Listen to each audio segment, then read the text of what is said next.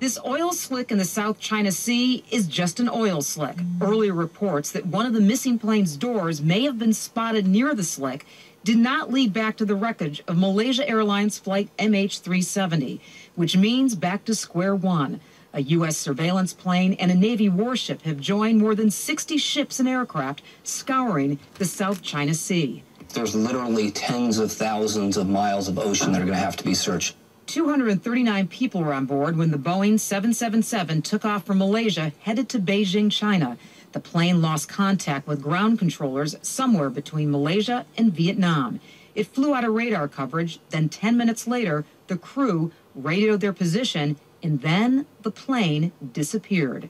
Maybe there was a period in there where something catastrophic was happening, and they just did not have time to communicate that. Possibilities include a structural or mechanical failure, pilot error, or a deliberate act. The Boeing 777 is an aircraft with few maintenance issues. Flight MH370's pilot is 53-year-old Zahari Shah. He has more than 30 years of experience with the airline. Civilian enforced by the government. A leaked government communique indicates civilian investigations present a threat to their monopoly on UFO investigation. Numerous alleged UFO sightings are reported directly to or collected exclusively by unofficial UFO groups. Unsealed case file. The Pixley case. July 23rd, 1956. Pixley, California. A C-131 transport plane takes off from Hamilton Air Force Base. A massive impact, followed by a flash of light, knocks the pilot, Major Stenvers, completely unconscious. The plane spirals into a 9,000-foot nosedive. Stenvers regains consciousness and seizes the controls. He pulls the plane out of its downward spiral and brings it to an emergency landing. Stenvers is interviewed by the local papers, saying, "It was as if we struck a brick wall." The story quickly disappears from the media entirely, even though an Air Force spokesman confirms the plane looked like something had struck it from above. Was the story suppressed because the Air Force jet collided mid-air with an alien craft? Coming up, countless UFOs allegedly descend on the American Capitol in one of the largest extraterrestrial events in American history. This is... They flew over the Pentagon. They were seen by hundreds of people. They were chased by United States Air Force jet interceptors. They were seen by air traffic controllers. And the whole event over these two successive weekends was reported in the Washington Post, the New York Times. You can even see photos of UFOs over the Capitol today in photo archives. Witnesses describe the UFOs as large balls of light, moving at incredible speeds, leaving a streak behind them. An Air Force colonel confirms the jet pilots are and have been under orders to investigate unidentified objects and to shoot them down if they can't talk them down. Despite a rapid deployment of fighter jets, no combat engagements are recorded. President Truman meets with a team from Project Blue Book. Without even conducting an investigation, Blue Book informs President Truman the strange lights and photographed UFOs are nothing more than temperature inversion, warmer air occurring beneath a bed of cooler air. Blue Book's explanation is questioned by virtually everyone. Was Truman's government concealing the truth, even from him? Not satisfied with Blue Book's explanation, Truman assembles the Robertson Committee. At the time, their findings and existence are kept secret from the public. What did the Robertson Committee learn that demanded top-level secrecy? And would their true findings ever be made public? Internal rumors of the existence of the Robertson Committee forced NICAP, the National Investigations Committee on Aerial Phenomenon, to publicly demand access to all existing UFO documentation. NICAP members include high-ranking military officers, among them the director, Donald Kehoe. These men aren't just challenging the establishment. They are the establishment, and they are demanding answers. The release of censored documents proves the government officially does not believe UFO phenomena to be real. Was the Robertson Committee looking for answers, or was it a smokescreen maintaining a secret government alien agenda? January 22nd, 1958. Armed with evidence he feels will disprove the Robertson report, Donald Keyhoe appears on television to discuss the UFO phenomenon. Keyhoe is adamant evidence exists that will absolutely prove that the UFOs are machines under intelligent control.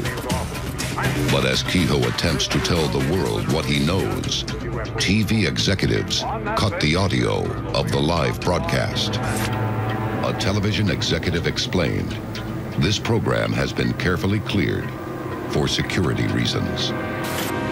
What was Keyhoe trying to tell the public? Later the same year, Keyhoe appears on ABC with Mike Wallace to again expose evidence of the reported government UFO cover-up. While on air, Keyhoe claims it wasn't CBS censoring him on the earlier broadcast. He states it's the United States Air Force trying to silence him. How far would those in power go to hide the truth about aliens? Coming up, one of the most shadowy organizations in history is dedicated to keeping UFO contact from the public at any cost. This is Unsealed Alien Files, exposing the biggest secret surrounding alien contact, forces civilian groups to investigate the phenomena on their own. In 1958, UFO activist Donald Keyhoe exposes the government's Robertson panel as a front to debunk the UFO question and accuses the military of trying to silence him. Keyhoe publicly challenged those in power, and that challenge would inspire someone else to take on the American intelligence community. 1957, Ground Saucer Watch, or GSW, is formed.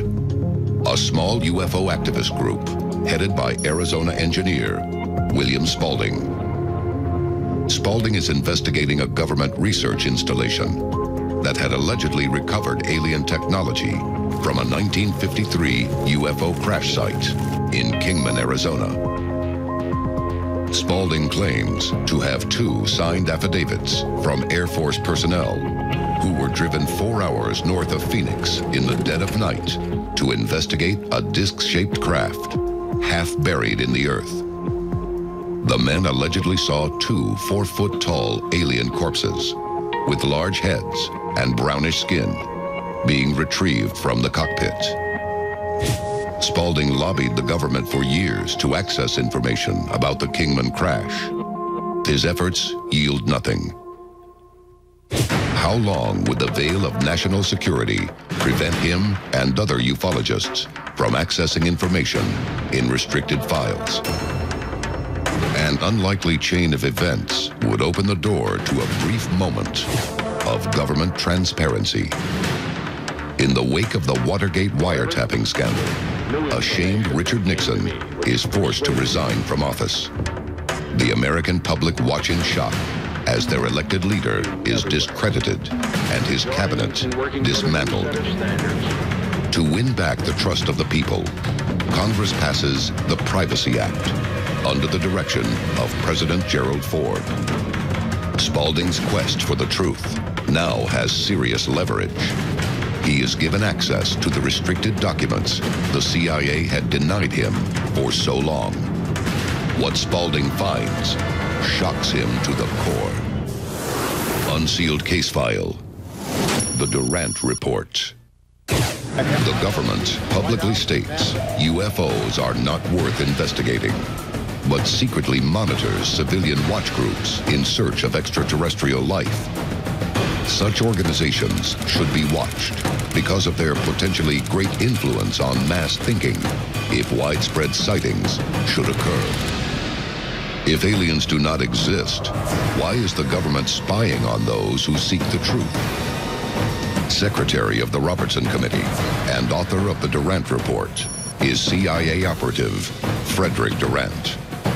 It's revealed that both Durant and the Robertson Committee were tasked not with investigating evidence, but with establishing a protocol for debunking UFO sighting claims.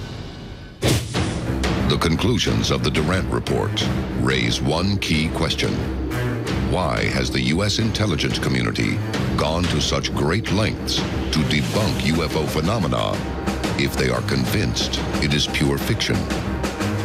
In 1977, William Spalding, with the backing of the Citizens Against UFO Secrecy Group, files a lawsuit against the CIA for violating the Freedom of Information Act and wins. The CIA is forced to release over 9,000 pages of UFO files.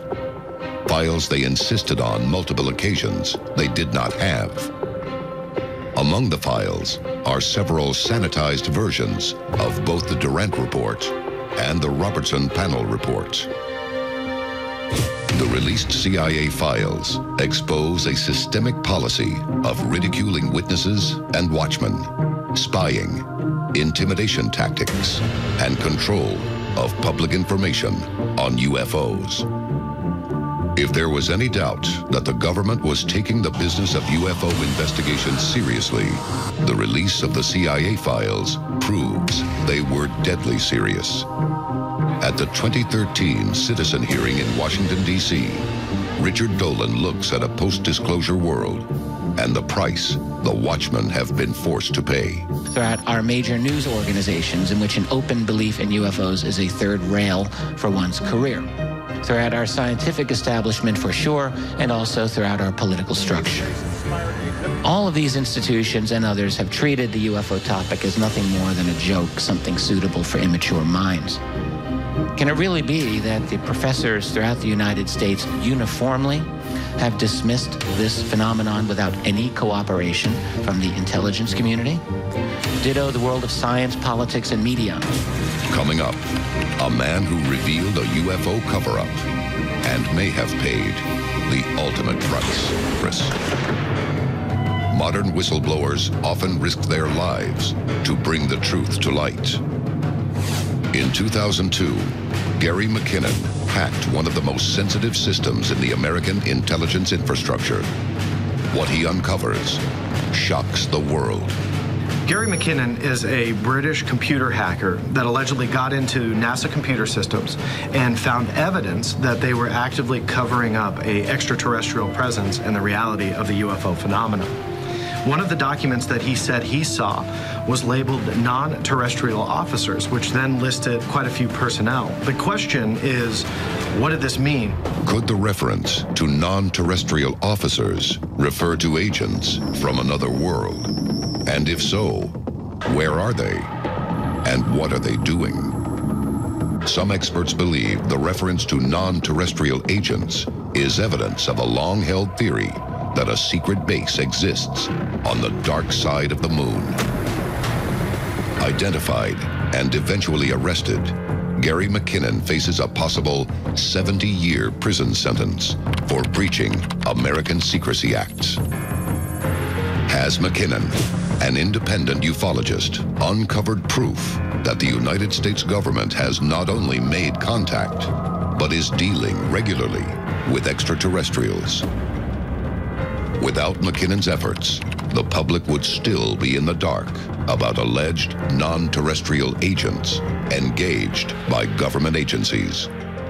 We are the game changers. Someday, and it won't be too long in the future, something is going to force someone's hand. Who will be the next civilian to risk everything and expose the truth? Will it be you?